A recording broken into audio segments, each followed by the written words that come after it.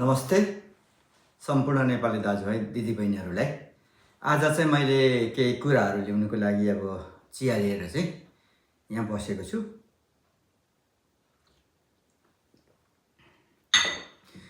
विशेष गरेर मैले पहिलेदेखि नै राजनीतिक पार्टीहरूलाई धेरै सजेसनहरू, अब देश चलाउने टिप्सहरू, जनतासँग कनेक्सन हुने टिप्सहरू हैन नि, हाम्रो सोसाइटी कस्तो छ, के छ, कसरी हाम्रो सोसाइटीलाई अगाडि बढाउन सकिन्छ भनेर मैले पहिलेदेखि कुरा गर्थेँ धेरै वर्ष अगाडिदेखि।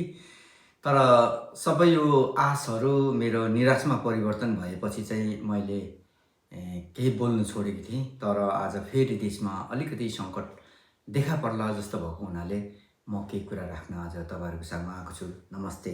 केही समय अगाडिदेखि नै मैले यो लामो मेरो स्टडीपछि हैन, देश कसरी धनी हुँदो रहेछ, कसरी सुशासन कायम हुँदो रहेछ भनेर स्टडी गर्दै आएको हुनाले हैन, यो मिडल इस्टहरू, अब यो मलेसिया, यो जो पछाडि यो 30-35 वर्षभित्र जुन जुन देशले प्रगति गर्यो नि, अन्त कसरी गर्यो भनेर तिनीहरूलाई चाहिँ हामीले स्टडी गर्न सजिलो छ नि त। अहिले अब उनीहरूको आफ्नो वेबसाइट छ, उनीहरूले गरेको कार्यक्रमहरू सबै त्यहाँ समावेश गरेको हुन्छ, हामीले छर्लङ्ग हेर्न सकिन्छ र स्टडी गर्न सकिन्छ क्या।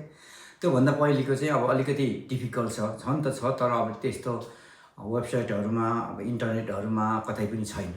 तर अहिले चाहिँ छ भएको हुनाले त्यही स्टडी गर्दै आउँदाखेरि त्यो बिचमा देशहरू कसरी धनी भए, कसरी के गए भन्दै जाँदाखेरि